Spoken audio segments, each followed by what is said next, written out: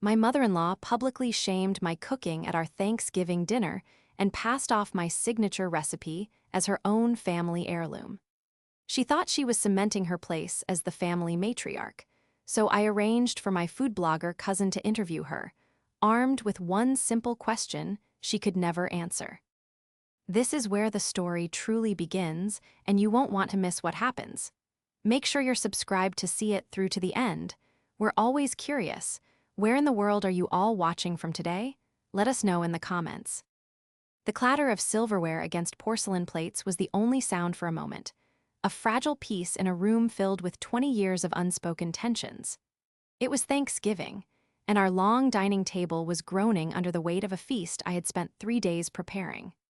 Roasted turkey with a glistening herb butter glaze, wild rice pilaf with toasted almonds, maple-glazed carrots, and a half-dozen other dishes all vied for space.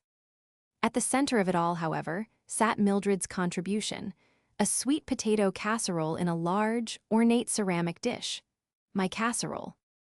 My husband, Mark, raised his glass for a toast. To family, to health, and to my amazing wife, Lucia, for this incredible spread. I don't know how she does it. A chorus of appreciative murmurs went around the table. My shoulders, tight with the stress of hosting, relaxed a fraction. But then, my mother-in-law, Mildred, set her fork down with a deliberate clink. She dabbed her lips with a napkin, a small, tight smile playing on her face. It was the smile she wore right before she sharpened her claws. "Well, it's certainly creative," she announced, her voice carrying across the table with the practiced resonance of a town crier. A few conversations sputtered to a halt. "All these little spices and things, I just don't know how your children survive on this. Creative cooking, Lucia." She looked around the table, her eyes wide with feigned concern. "Children need real, home-cooked food to grow up strong. Simple, good food." She then gestured with her fork toward the casserole she'd brought. "Like this, a proper recipe, something you can count on." The air in the room grew thick and heavy. I could feel the gazes of my nieces, my brother-in-law, even my own children, flickering between me and Mildred. It was a direct hit, a public declaration that my efforts, my profession, and my care for my own family were somehow lacking. For years, she had made these little digs, these passive-aggressive jabs, but this was a public indictment. I felt a hot flush creep up my neck, a familiar mix of anger and helplessness. Mark's hand found mine under the table, a silent, pleading squeeze that meant don't, just let it go. For a split second, I considered it. I considered letting the moment pass, swallowing the bitter taste of humiliation for the sake of a peaceful holiday. But as I looked at her, preening in the silence she had created, I knew I couldn't. Not this time. I took a slow, calming breath, detached my hand from Mark's, and offered her a serene smile that didn't reach my eyes. "I'm so glad you're passionate about family recipes, Mildred," I said, my voice even and sweet. "It's a wonderful tradition to uphold." She beamed, mistaking my calm for surrender. "Exactly," she said, nodding sagely. "Tradition is what holds a family together." She had no idea that tradition was about to be the very thing that unraveled her. She didn't know that in approximately 45 minutes, my cousin Jenna, an influential local food blogger, was scheduled to arrive. She didn't know that Jenna was coming to interview her for a holiday feature on her famous casserole.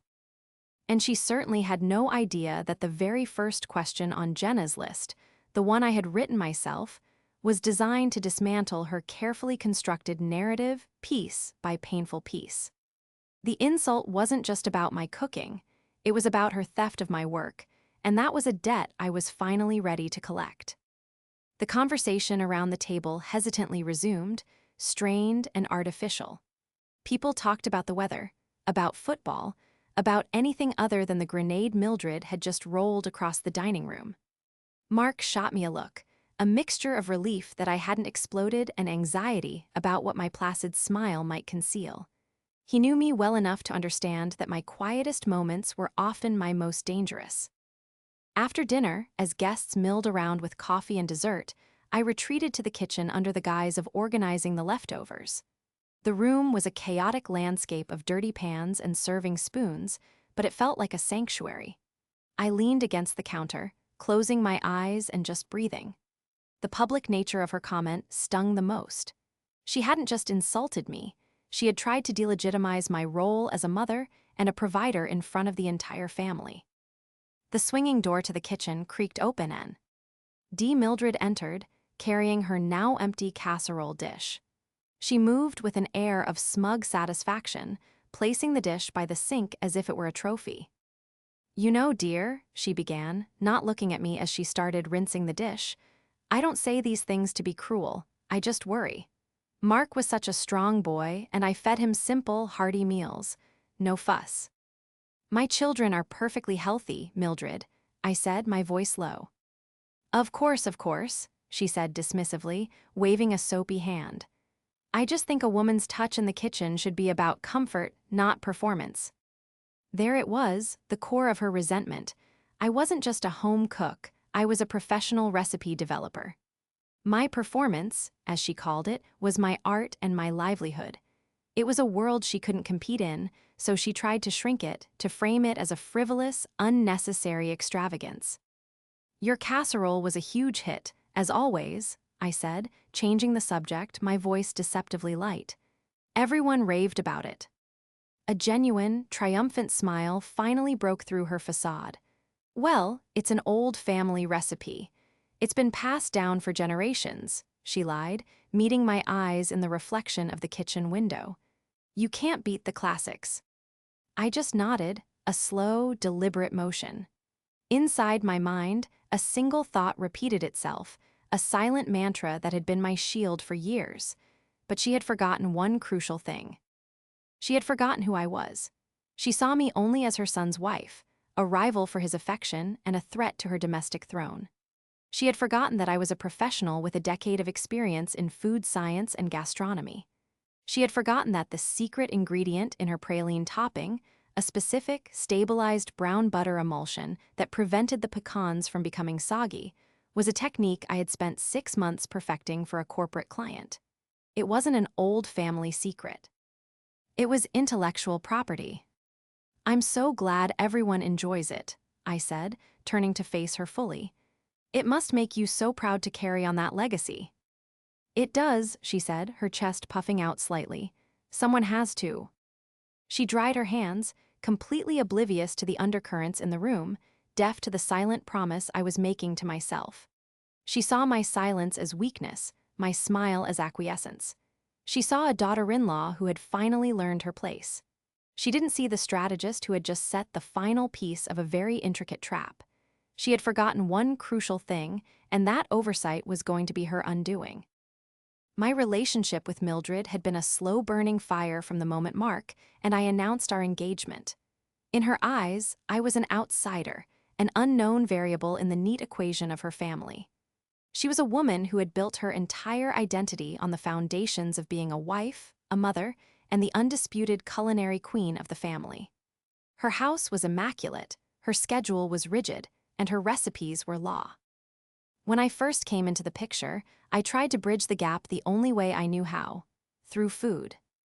In the early years of our marriage, I would bring dishes to family gatherings, creations born from my training at culinary school.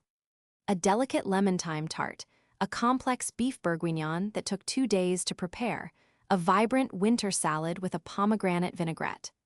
I hoped to impress her, to show her that her son had chosen a partner who was capable and caring. My efforts were consistently met with a polite but chilling indifference.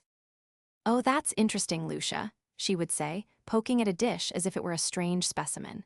"Very modern." The word modern was always delivered with the same tone one might use for experimental or unnecessary. Her praise was always reserved for the classics: her dry pot roast, her watery green bean casserole, her legendarily bland mashed potatoes. The family, conditioned by years of her reign, would eat her food with dutiful reverence while politely sampling mine. The true turning point, the one that set us on this Thanksgiving collision course, happened 2 years ago. Mildred had been tasked with bringing a side dish to a church potluck and was in a panic.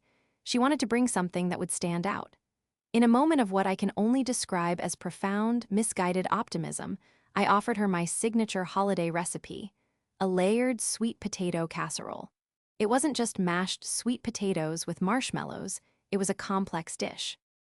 The base was a silky puree of roasted sweet potatoes, swirled with vanilla bean and a hint of orange zest. The topping, my pride and joy, was a crunchy, buttery pecan praline layer that stayed perfectly crisp for hours. I spent an entire afternoon in her kitchen, walking her through every step. I explained the science behind whipping the potatoes to the right consistency and the precise temperature needed to create the stabilized brown butter for the topping. I wrote the recipe down for her on a beautiful card, detailing every nuance. It was a gift, freely given, a peace offering. She took the casserole to the potluck and was, by all accounts, the star of the show. The next week, my aunt called me. "Lucia," she'd gushed, "I tasted Mildred's sweet potato casserole. It was divine." She said it was an old family secret she finally decided to share. I felt the blood drain from my face. When I cautiously asked Mark about it, he just shrugged. "You know how Mom is," he'd said, oblivious. "She likes to feel important. Just let her have it. It's not a big deal." But it was a big deal. It was the theft of my work, my creativity. From that day on, Mildred's famous casserole became a fixture at every holiday. She brought it to Christmas, to Easter, and of course to Thanksgiving. And with every round of praise she received, her critiques of my cooking grew bolder. My food was too fussy, too spicy, or not what a family needs. She was using my own creation as a weapon against me, cementing her status as the authentic family cook, while painting me as a pretentious amateur. Mildred herself was a study in contradictions. To the outside world, she was a pillar of the community, a perfectly coiffed, elegantly dressed retiree who volunteered at the library. But in the quiet confines of the family, she ruled with an iron fist clad in a velvet glove. Her compliments were backhanded, her concern was a form of control, and her love was highly conditional. She wasn't just a traditionalist. She was a gatekeeper, and she saw my professional skills not as an asset to the family, but as a direct challenge to her authority. And I had finally grown tired of letting her win. The week following that humiliating Thanksgiving dinner was a Cold War fought in the trenches of my own mind. Mark, sensing a shift in me, tiptoed around the subject. He'd offer to help more with the kids or suggest a date night, all feeble attempts to paper over the crack that had formed. He wanted peace. I wanted justice. The turning point came on a Tuesday afternoon. I was in my home office, testing a new recipe for a gluten-free brioche, my hands dusted with flour, when my phone buzzed. It was a notification from a local food magazine's social media page. They had posted a throwback Thanksgiving album, and a photo from last year's community charity bake sale featured prominently. In it, Mildred stood beaming behind a table, proudly displaying her casserole with a handwritten sign that read, "Mildred's famous heirloom casserole." The caption praised her for sharing a piece of her family's history. Seeing it there, in print, reignited the fire. The casual, public nature of the lie was what solidified my resolve. This wasn't just about a recipe anymore. It was about my professional integrity. I washed the dough from my hands, dried them, and made the call. My cousin Jenna answered on the second ring, her voice bright and bubbly. "Lucia, to what do I owe the honor? Need me to taste test something revolutionary?" Jenna and I had always been close. She was 10 years younger, full of ambition, and had successfully turned her passion for food into a burgeoning career as one of the city's most respected food bloggers and journalists. Her website, The City Bite, was known for its honest reviews and beautifully shot features. "Actually," I said, my voice steady, "I have a pitch for you." I laid it all out, not the emotional drama, but the professional angle. "I have a source for your holiday series," I began. "You're doing that heirloom recipes feature again this year, right? The one about home cooks and their cherished family traditions." "Absolutely," she said, her interest piqued. "It's my most popular series. Who do you have in mind?" "A local home cook," I said carefully, "known in her circle for a very specific, very beloved holiday casserole." She claims it's a multi-generational family recipe. It would make a fantastic, heartwarming story for your readers. I love it already, Jenna said, the sound of typing clicking in the background. What's her name? Mildred, I said, my mother-in-law. There was a pause on the other end of the line. Jenna knew Mildred. She had been on the receiving end of enough of her well-meaning comments at family functions to understand the dynamic. Lucia, she said slowly, the professional journalist in her taking over. What's the real story here? And so I told her. I told her everything. About the recipe, the lies, the constant belittling, the incident at Thanksgiving. I explained the science of the topping, the specific techniques that no mid-century homemaker would have ever known. It wasn't an investigation in the traditional sense. I didn't need a private investigator to uncover secrets. The secret was mine. The leverage was my knowledge. The trap was simply the truth, delivered in the right place at the right time. Jenna was silent for a long moment after I finished. Then, she let out a low whistle. She stole your intellectual property and is passing it off as her own. That's not just a family squabble, Lucia. That's a professional foul. Exactly, I said, feeling a wave of relief. She understood. So you want me to interview her? Jenna asked, a hint of excitement in her voice. At Thanksgiving, with the whole family there. I want you to give her the platform she so clearly craves, I clarified. Make it official. Bring your camera, your notebook. Ask her about her history, her love of cooking. And then, when she's feeling comfortable, ask her one very specific question. I gave her the question. Jenna started to laugh, a deep, appreciative chuckle. Oh, that is deliciously brutal and completely fair. Consider it done. The City Bite is about to get an exclusive on the real story behind Mildred's famous casserole. After we hung up, I felt a profound sense of calm. For the first time in years, I wasn't just reacting to Mildred's provocations. I was being strategic. I was taking control of the narrative. The plan was in motion. All we had to do was wait for Thanksgiving. The 2 weeks leading up to the next Thanksgiving felt like the long, quiet minutes before a thunderstorm. Mildred, having been contacted by Jenna, was absolutely insufferable. She called me 3 separate times, each conversation a masterclass in feigned nonchalance. Lucia, dear, she began during the first call, her voice dripping with artificial sweetness. That lovely young cousin of yours called. Jenna, is it? So bright. She wants to feature my little casserole on her website. Can you believe it? That's wonderful, Mildred, I replied, my tone perfectly even. I was chopping carrots in my kitchen, the rhythmic thump-thump-thump of the knife on the cutting board a steadying beat. Yes, well, it's about time someone recognized the importance of real family cooking, she mused. She asked if I could talk a bit about the recipe's history. It's funny, memories fade. I was trying to remember. Did my grandmother use light brown sugar or dark brown sugar in the topping? It's been so long. This was it, the first probe. She was fishing, trying to patch the holes in a story she hadn't written.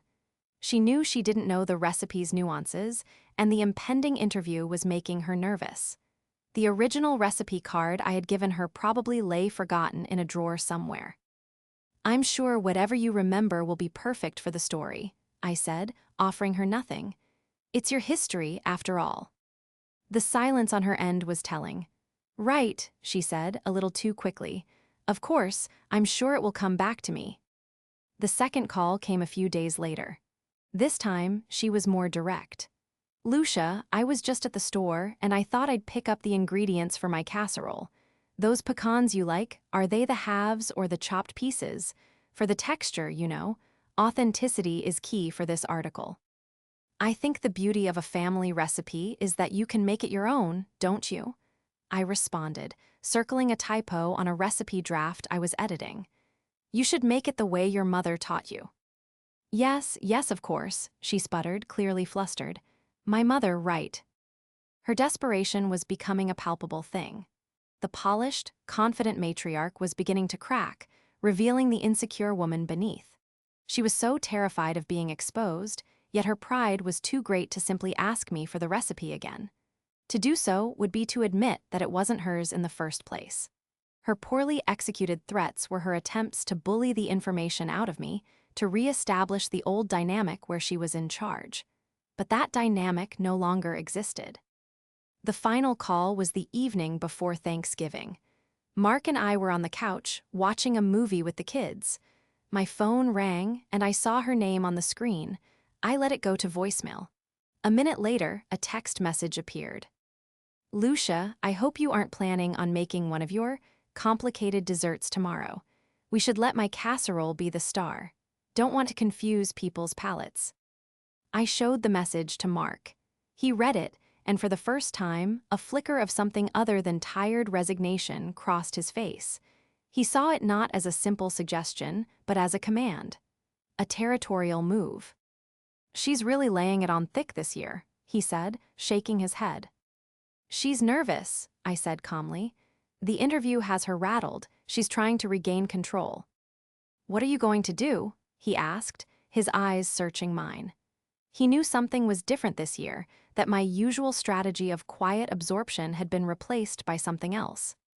"I'm going to make a pumpkin cheesecake with a ginger snap crust," I replied with a small smile. "And I'm going to let Mildred have her moment in the spotlight. She's earned it."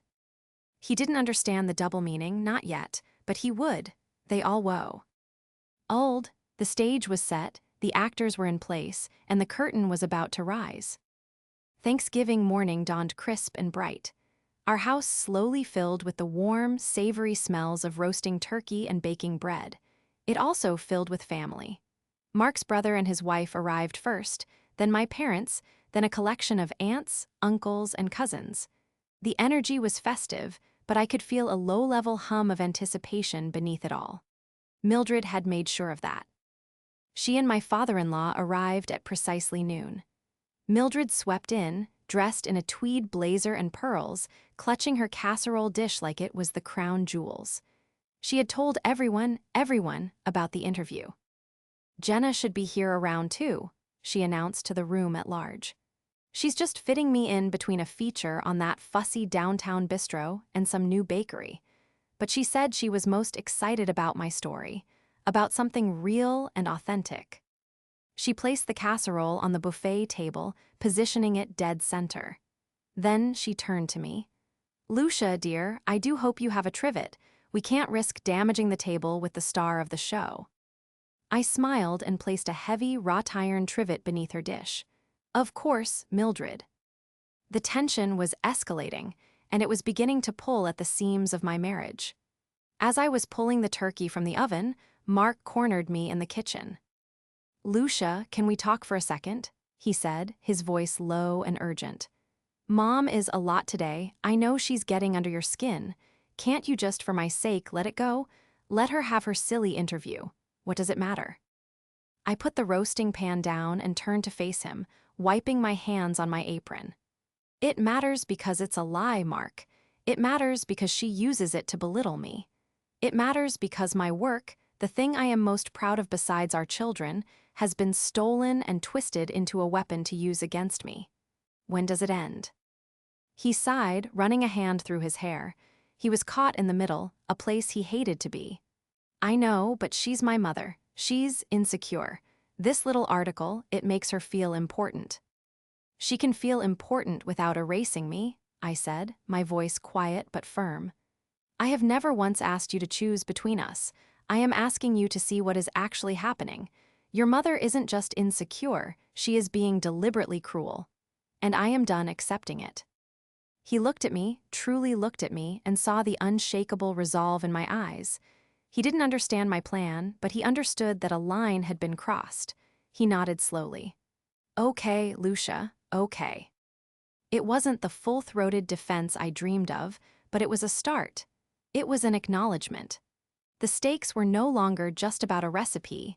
They were about the very foundation of respect in our family and in our marriage. The irrefutable proof of my case wasn't a document or a recording. It was a live performance, a public reckoning. Mildred was building her own stage, sending out her own invitations, and preparing to deliver a monologue of her own greatness. She had no idea that I had rewritten the script and that the play was a tragedy, not a triumph. As the doorbell rang at 2 o'clock sharp, I knew the final act was about to begin. Jenna's entrance was perfect. She was the picture of modern professionalism, dressed in stylish jeans and a blazer, with a friendly, disarming smile. She carried a sleek camera bag over one shoulder and a small digital recorder in her hand. "Mildred," she said, her voice warm as she shook my mother-in-law's hand. "It is such an honor to meet you properly. I have heard so much about this casserole." Mildred practically glowed. "Oh, it's nothing really," she said with a dismissive wave, a practiced bit of false modesty. "Just an old family recipe. Please come in, come in." The family, which had just sat down to eat, watched the interaction with rapt attention. This was the main event. Jenna greeted everyone, making a point to give me a quick, conspiratorial wink when Mildred wasn't looking. "I hope you don't mind if I set up right here," Jenna said, gesturing to a small space near the head of the table where Mildred was seated. "I want to capture the family atmosphere. My readers love authenticity." "Not at all," Mildred chirped. Jenna placed her small camera on a discreet tripod, aimed it generally at Mildred, and pressed record.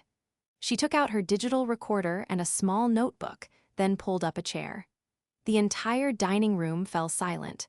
Even the children seemed to sense the gravity of the moment. Silverware was suspended midair. "Okay, Mildred," Jenna began, her voice clear and engaging. "Let's start at the beginning.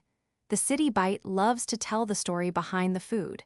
Your sweet potato casserole is legendary in this family. Tell me about where it comes from." Mildred leaned forward, her hands clasped on the table. This was her moment. "Well," she started, a nostalg. Ike look on her face. "It comes from my grandmother, Aliner. She was a simple woman, but she knew food. She grew up on a farm, you see, and she believed in using what the earth gave you. This recipe was her pride and joy, especially the topping. That was her secret. She was a good storyteller, I had to give her that. She painted a lovely, rustic picture. I took a calm sip of water, my eyes fixed on her. Mark was watching me, a knot of anxiety tightening his jaw.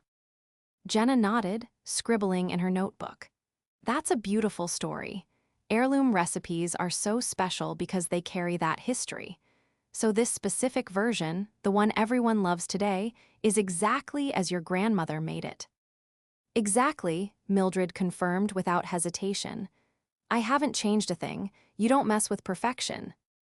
Jenna smiled, a bright, curious smile. "I love that. It's amazing how techniques get passed down, which brings me to my first big question for the feature." She leaned in slightly, her voice full of journalistic intrigue. The entire table leaned in with her. "So, tell me about the secret ingredient your daughter-in-law Lucia taught you to perfect the topping." The question dropped into the silent room, like a stone, into a perfectly still pond. It wasn't an accusation. It was phrased as a known fact, a collaborative detail in a heartwarming family story. "The secret ingredient Lucia taught you." Mildred froze. Her smile vanished, replaced by a slack-jawed, deer-in-the-headlights expression. The color drained from her face. She opened her mouth, but no sound came out. Her eyes darted around the table, from Jenna's expectant face, to my calm expression, to the shocked faces of her family. I'm sorry," Mildred finally stammered. "What was the question?" Jenna, ever the professional, repeated it patiently. "The secret ingredient. Lucia mentioned you two collaborated on perfecting the topping to get that incredible crunch. Was it the brown butter emulsion technique she developed? Our readers, especially the foodies, would be fascinated by that kind of modern traditional fusion." The silence that followed was deafening. Every eye in the room was on Mildred. My brother-in-law was frowning in confusion. My aunt looked from me to Mildred and back again, a dawning realization on her face. Mildred's facade crumbled completely. She looked at me, her eyes pleading for a lifeline, for an escape, but I offered none. I just held her gaze, my expression neutral. This was her story to tell.